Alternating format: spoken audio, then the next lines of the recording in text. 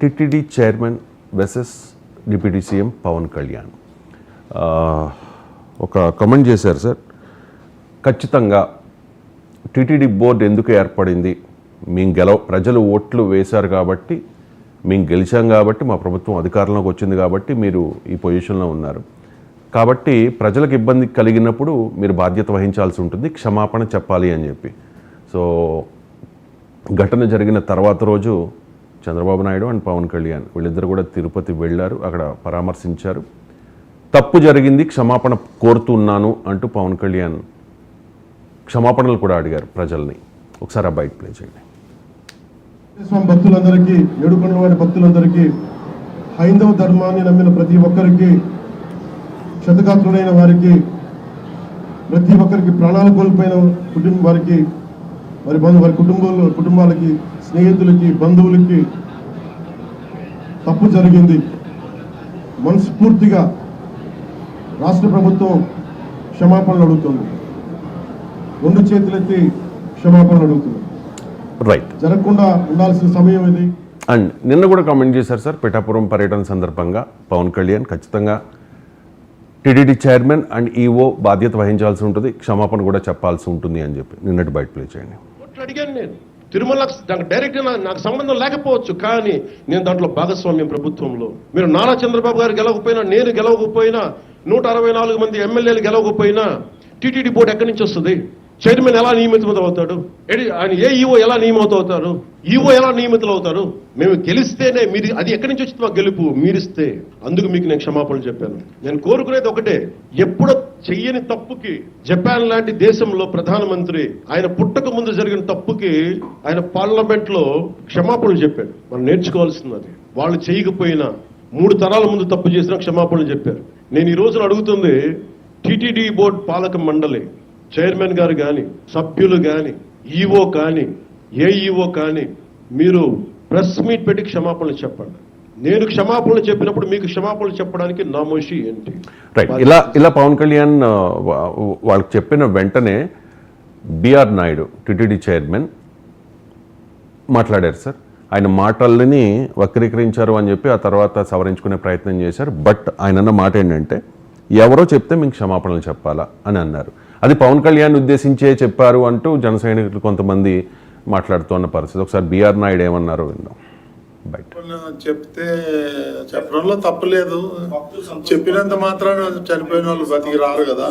అది అవన్నీ ఎవరో ఏదో మాట్లాడారంటే వాటికన్నిటికి స్పందించాల్సిన అవసరం లేదు. కాకపోతే తప్పిదం జరిగింది, అది ఎలా జరిగింది, ఎట్లా జరిగింది అనేది ఎంక్వైరీ చేస్తారు. బాధ్యుల మీద కఠినమైన చర్యలు తీసుకుంటారు, అందులో ఏమాత్రం డౌట్ లేదు. రైట్ సార్, క్షమాపణ చెప్పినా చెప్పకపోయినా చనిపోయిన వారు ఖచ్చితంగా తిరుగురారు. పవన్ కళ్యాణ్ అడిగారు క్షమాపణలు చెప్పండి అని చెప్పి, ఎవరో చెప్పారని చెప్పి, ఎవరో అడిగారని చెప్పి చెప్పాల్సిన అవసరం లేదు అనేది బిఆర్ నాయుడు గారి వెర్షన్. ఎవరో అడిగితే చెప్పాల్సిన అవసరం లేదు, కానీ అడిగింది అక్కడ ఉప ముఖ్యమంత్రి. అడిగింది ఈ కూటమి అధికారంలోకి రావటానికి మ్యాన్ ఆఫ్ ద మ్యాచ్ అయిన పవన్ కళ్యాణ్. ఈ కూటమికి నెంబర్ 2 పొజిషన్లో ఉన్న నాయకుడు. దానికి పవన్ కళ్యాణ్ ఒక రీజనింగ్ కూడా ఇచ్చాడు, చాలా పర్ఫెక్ట్ రీజనింగ్ ఇచ్చాడు. ప్రజలు మాకు ఓట్లేస్తే మేము గెలిచాం కనుక మీరు బోర్డు ఏర్పడింది, మేము గెలిచాం కనుక బోర్డుకు ఒక చైర్మన్ పదవి వచ్చింది, మీకు ఆ పదవి వచ్చింది, మేము గెలిచాం కనుక పలానా అధికారి ఏఈఓగా అపాయింట్ అయ్యారు. మేమే గెలవకపోతే జరిగేదే కాదు. అందువల్ల మమ్మల్ని ప్రజలు గెలిపిస్తే మేము మిమ్మల్ని నియమించాం కనుక మీరు మేము కలిసి ప్రజలకు బాధ్యత వహించాలి అన్నాడు. సో మనకు డైరెక్ట్గా మనకు బాధ్యత ఉందా లేదా అనే సెకండరీ.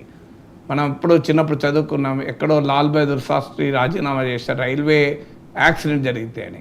లాల్ బహదూర్ శాస్త్రి రైలు నడిపాడా? ఆయన ఎందుకు రాజీనామా చేశాడు?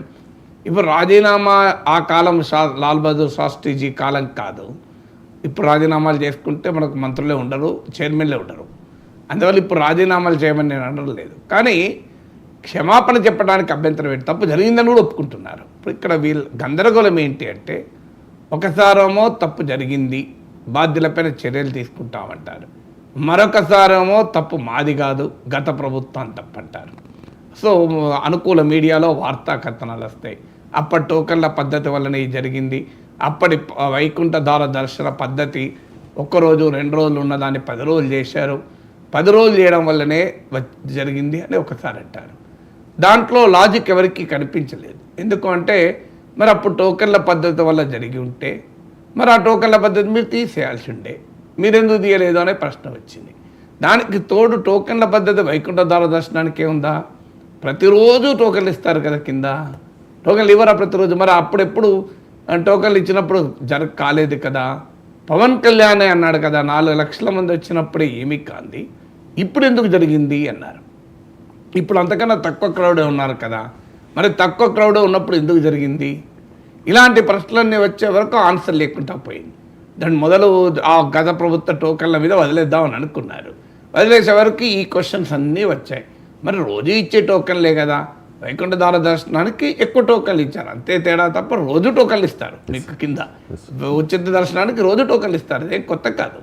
సో ఆన్లైన్లో టికెట్లు అమ్ముతారు, ఉచితంగా కింద టోకెన్లు ఇస్తారు, విఐపి దర్శనాలు ఉంటాయి. ఈ 3 నార్మల్ దర్శనాలకు ఏవైతే ప్రాసెస్ ఉందో వైకుంఠ ద్వార దర్శనానికి కూడా అదే ప్రాసెస్. తర్వాత 10 రోజులు చేయడం వల్లనే జరిగింది అంటే జనం నవ్వుకున్నారు. 10 రోజుల్లో జరిగితే స్ప్రెడ్ అవుతుందా, 2 రోజుల్లో ఉంటే స్ప్రెడ్ అవుతుందా? విచిత్రమైన ఆర్గ్యుమెంట్ చూడండి. కామన్ సెన్స్ చెప్తుంది కదా. ఇప్పుడు 2 రోజుల్లో జరిగే కార్యక్రమాన్ని మీరు 10 రోజులు విస్తరించి ఆ క్రౌడ్ డిస్పర్స్ అవుతుందా, కలిసిపోతారా? ఇప్పుడు మీరు ఒక చిన్న రూమ్లో క్రౌడ్ పెట్టిన దానికి గ్రౌండ్లోకి వదిలేస్తే తొక్కిసలాట జరుగుతుందా? 10 రోజులు పెట్టడం వల్ల ఇంకా తక్కువ ఇంకా తగ్గుతారు కదా. కామన్ సెన్స్ చెప్తుంది కదా ఇది. అదే 10 రోజులు పెట్టడం వల్లనే జరిగింది అంటే విచిత్రంగా ఉంది ఆర్గ్యుమెంట్. సో తర్వాత 2022 నుంచి తొక్కిసలాట జరిగింది అంటే మరి దానికి మళ్ళీ నాలాంటి వాడు క్వశ్చన్ ఇచ్చారు. 2020 నుంచి తొక్కిసలాటలు జరిగితే మనమేం మీడియాలో చదవలేదే, ఇదే టీటీడీ హిస్టరీలో మొదటిసారి జరిగిందని మీరే చెప్తున్నారు కదా. టీటీడీ హిస్టరీలో మొదటిసారి జరిగింది ఇలా తొక్కిసలాటలో చనిపోవడం ఒకసారి అంటారు, ఒకసారి మళ్ళీ అనుకూల మీడియాలో 2022 నుంచే తొక్కిసలాట జరిగాయి. దానికి ఒక క్వశ్చన్ వచ్చింది, మరి 2022 తొక్కిసలాడితే మీరు ఇంకా ఎక్కువ జాగ్రత్తలు తీసుకోవాలి కదా. పోనీ అనుకోకుండా ఎన్నడూ జరగలేదు, ఇప్పుడే జరిగింది అంటే ఎవరైనా క్షమిస్తారు. ఫస్ట్ టైం అంటే మీకు 2022లో 2023లో 2024లో 3 సార్లు అనుభవం ఉన్నాక వ్యవస్థకు ఈ ప్రభుత్వం ఆ ప్రభుత్వం కాదు కదా మరి ఉన్నప్పుడు